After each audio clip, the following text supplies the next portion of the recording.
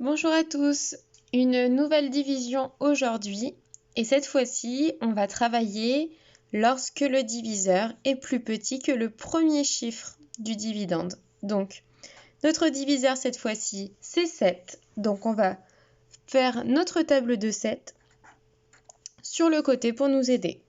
Donc 7 fois 1, 7, 7 fois 2, 14, 7 fois 3, 21, 7 fois 4, 28,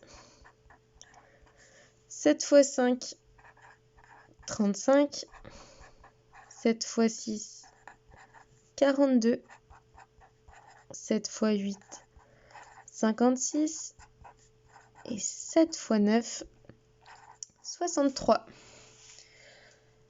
J'ai ma table, je fais donc ma potence pour commencer mon calcul.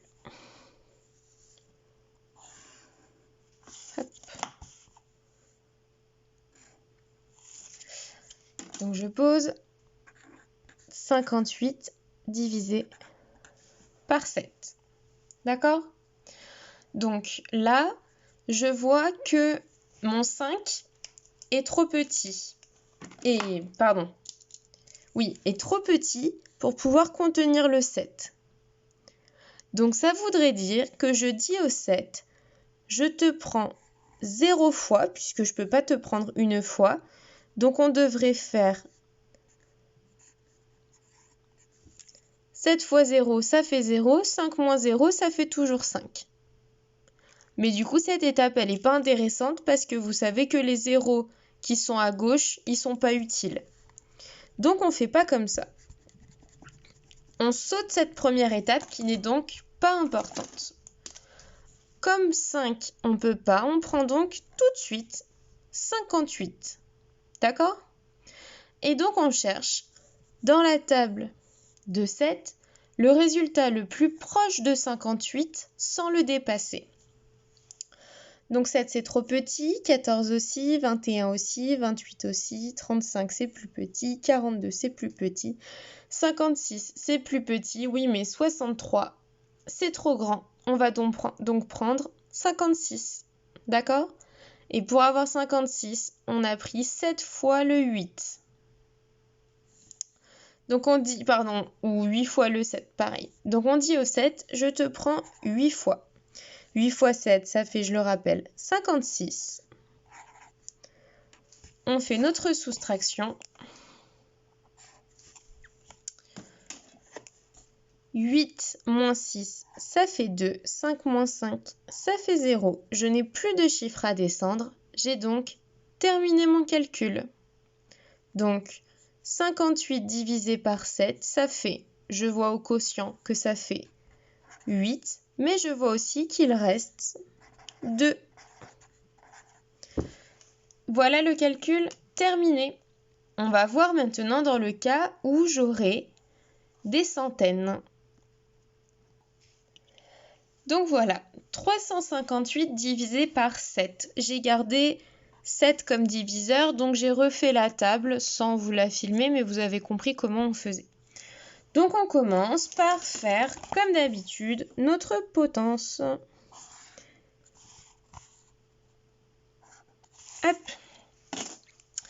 Donc on note 358 divisé par 7. Comme tout à l'heure, le 3, on ne peut pas avoir 7 dans 3, parce que 3 c'est trop petit. Donc on doit commencer par les deux premiers chiffres au lieu de commencer par le premier.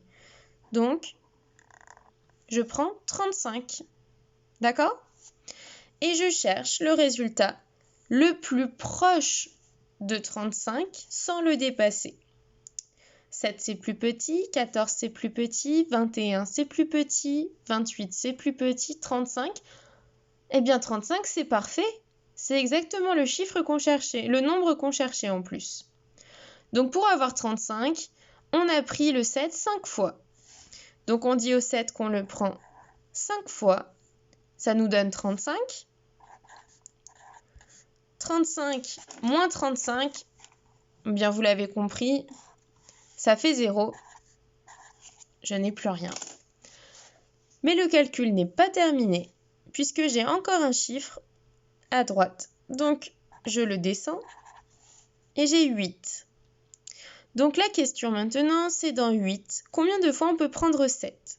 Donc, on va chercher dans la table de 7 sans dépasser 8. 7, c'est plus petit. Oui, mais 14, c'est trop grand. Donc, on doit bien prendre le 7. Dans la table de 7, pour avoir 7, on a besoin de prendre une fois le 7. Donc, on dit au 7 qu'on le prend une fois et on fait la soustraction. 7 moins 8, ça fait 1. Je n'ai plus de chiffre à descendre. Mon reste est plus petit que mon diviseur. Mon calcul est donc terminé. 358 divisé par 7, ça fait 51. Et il reste 1. Voilà, calcul terminé. À vous de jouer.